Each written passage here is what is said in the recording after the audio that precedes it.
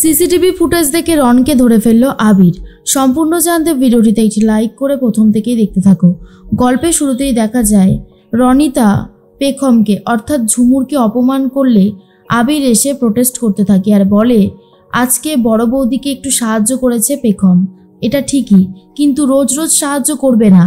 আর কাজের মেয়ের জায়গাটা কাজের মেয়েরই হয়, বাড়ির গেস্টের নয়। বাড়ির গেস্টকে তুমি কাজের লোক বানাতে পারো না মেজ বৌদি। তখনই রনিতা বলে আবির, তোমার এই যে সব কিছুতে বাড়াবাড়ি করা না, এটা আমার একদমই সহ্য হয় না। বাড়িতে নিয়ে এসেছো এই মেয়েটাকে, যে একটা গাইয়া গ্রাম থেকে উঠে এসেছে, কোনো শিক্ষা দীক্ষা নেই, তাকে কাজ করতে বলে কি এমন অন্যায় করেছি? আবির তখন বলে এই যে মেজ বৌদি, তোমার এই যে অ্যাটিটিউডটা, বিশ্বাস করো এটা আমার পছন্দ হয় না, এটা আমি জাস্ট সহ্য করতে পারি না। রনিতা বলে তুমি শুধু শুধু আমাকে এইভাবে কথা শোনাতে পারো না, কেন আমাকে কথা শোনাচ্ছ আবির? তখনই আবির বলে বললাম তো, উনি এই বাড়িতে এসেছেন কয়েকটা দিন থাকবেন, তারপর চলে যাবেন, ওনাকে এইভাবে কথা শোনাবে না তুমি। তখনই রনিতা বলে ঠিক আছে, আমি এক্ষুনি বড় মাকে ডেকে সবটা বলে দেব। স্বর্ণালী চলে এসে জিজ্ঞেস করে কি হয়েছেটা কি রনিতা, এত চেঁচামেচি করছো কেন? রনিতা বলে বড় মা তুমি এসেছো, খুব ভালোই হয়েছে, আমি তোমার কথাই ভাবছিলাম। আচ্ছা তুমি বলো, এই মেয়েটা একটা গাইয়া মেয়ে, গ্রাম থেকে উঠে এসেছে, এ আমাদের বাড়িতে 3 বেলা থাকবে, খাবে দাবে, সেই খরচাটা কে দেবে? আমি বলেছিলাম ও যদি এসে কাজ করে দেয়, বাড়িতে থাকে, মাইনেও পায়, তাহলে তো ওরও ভালো আমাদেরও ভালো। আর এটা শোনার পরে আবির কিন্তু খুব রিয়্যাক্ট করছিল আমার সাথে, আমাকে অনেক খারাপ খারাপ কথা বলছিল, যেটা আমার একদমই ভালো লাগছিল না। তখনই স্বর্ণালী চুপ করে রয়েছে, আর এর মধ্যেই চলে এসেছে স্ত্রী আর বলে মা আমার একটা কথা বলার ছিল, দারুণ একটা খবর আছে। বলছিলাম ওই মানে আমাদের যে আঙ্কেল, অবিতাজের যে আঙ্কেল, তিনি আজকে আমাকে আশীর্বাদ করতে চাইছেন আর আসতেও চাইছেন। স্বর্ণালী বলে বাহ, এটা তো খুব ভালো কথা, ঠিক আছে আমি তাহলে ব্যবস্থা করছি। তমালিকা, রান্নাবান্নার দিকটা একটু সামলে নাও, আর আমি বরং তোমার বাবাকে গিয়ে বলে আসি সবটা। এর মধ্যেই তখনই স্বর্ণালী কিছু বলবার আগে আবির বলে আমি বাড়িতে না থাকাকালীন যদি ঝুমুরের সাথে খারাপ ব্যবহার করা হয়, তাহলে কিন্তু সেটা আমি কোনোভাবেই বরদাস্ত করব না। আমি আগে থেকেই কথাটা সবাইকে জানিয়ে দিলাম। স্বর্ণালী তখন বলে এই যে মেয়ে, তোমাকে আর দয়া করে কাজ করতে হবে না, তুমি এখানে বসেই থেকো, তাও ভালো। আবিরকে আমরা সবাই একটু ভয় করেই চলি, ওর মেজাজটা বড্ড বেশি খিটখিটে, তাই বলছি তোমার কাজ করার কোনো প্রয়োজন নেই। আর তখন পেখমও আর কোনো কিছু বলতে পারে না। এর মধ্যেই আবির কাজ করতে থাকে ল্যাপটপে। তখনই চলে আসছে পেখম মানে ঝুমুর, আর এসে দাঁড়িয়ে রয়েছে, কিছু বলতে পারছে না। আবির কাজ করছে দেখে চলেই যাচ্ছিল, কিন্তু আবিরই ডাকে আর বলে চলে যাচ্ছেন কেন? আমি তো আপনাকে ডেকে পাঠিয়েছি, আসুন ভেতরে আসুন, বসুন না, আপনাকে অনেক কিছু দেখাবো। এটা হচ্ছে আমাদের বিয়ের অ্যালবাম, আপনি দেখুন, অনেক ছবি দেখতে পারবেন। এর মধ্যেই ছবি দেখতে শুরু করে দিয়েছে ঝুমুর আর বলে সত্যি আপনার স্ত্রীকে পুরো আমার মতনই দেখতে। আবির বলে আপনার গায়ের রংটা একটু চাপা আর ওরটা একটু সাদা ছিল, সেই জন্য এই দিক থেকে একটু হলেও অন্য রকমের লাগে, কিন্তু বাদবাকি সবই একরকমের। এর মধ্যেই পেখম বলে হ্যাঁ আমারও না এনাকে দেখে সেটাই মনে হচ্ছে। তার মধ্যেই দেখা যায় স্ত্রীকে আশীর্বাদ করতে রন তো চলেই এসেছে। রন এসে বলে আচ্ছা আমি যে এইভাবে হুট করে চলে আসলাম, আপনাদের কোনো অসুবিধা হচ্ছে না তো? স্বর্ণালী তখন বলে কি যে বলেন না, অসুবিধা হবে কেন, আপনার যখন ইচ্ছা আপনি তখনই আসবেন। রানা রায়চৌধুরী বলে আমার তো এই বাড়িতে আসতে খুব ভালোই লাগে, জয়েন্ট ফ্যামিলি তো এখন আর দেখাই যায় না, আপনাদের কত বড় পরিবার, সত্যি আমার খুব ভালো লাগছে।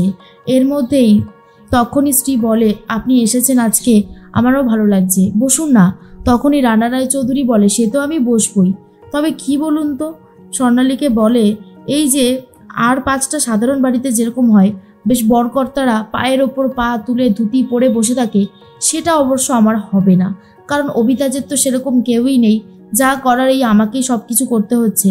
তখন অবিতাজ বলে সে তো আঙ্কেল করতেই হবে, আপনি আমার বাবা, আপনি আমার আপনজন। এর মধ্যেই রানা রায়চৌধুরী মনে মনে ভাবে আমি মানে আমার কাজটা উদ্ধার করে নিই, তারপর কার বাবাকে সেটা তো পরেই দেখা যাবে।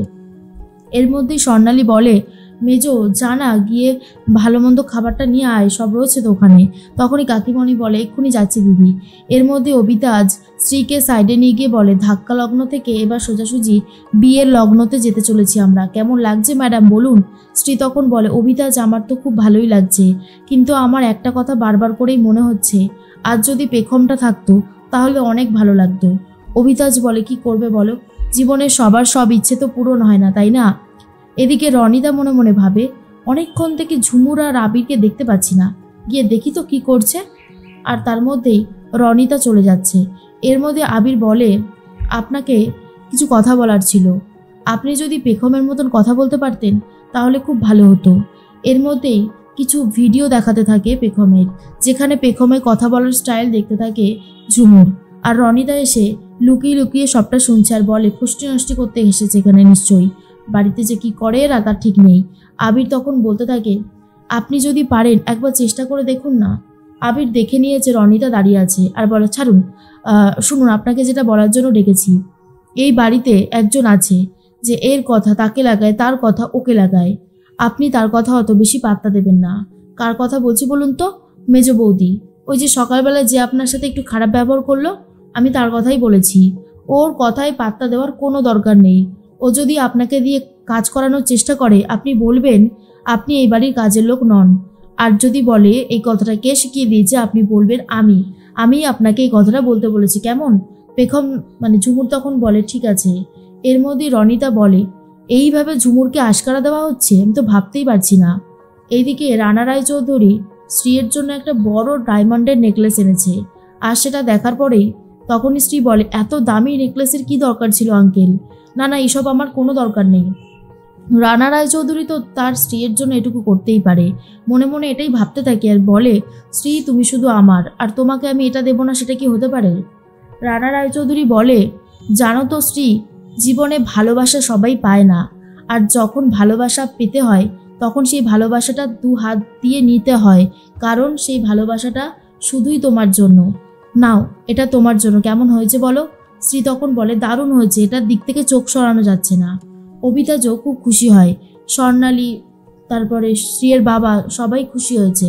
এর মধ্যেই রানা রায়চৌধুরী ভাবে এদিকে আমাকে আবিরের ঘরে গিয়ে সেই পেন ড্রাইভটা খোঁজার চেষ্টা করে যেতে হবে। আবির তো সবটা ল্যাপটপে দেখছিল ভিডিওগুলো, হঠাৎ করে নিজের ঘরে যে সিসিটিভিটা লাগানো রয়েছে সেটা চালিয়ে দিয়েছে ফুটেজটা। সেই ফুটেজে দেখতে পারে যে এই যে রঞ্জনবাবু ওরফে রানা রায়চৌধুরী ঘরে এসে পেখমের জিনিসগুলো তন্ন তন্ন করে খুঁজছে, চারিদিকটা ঘেটে ফেলেছে।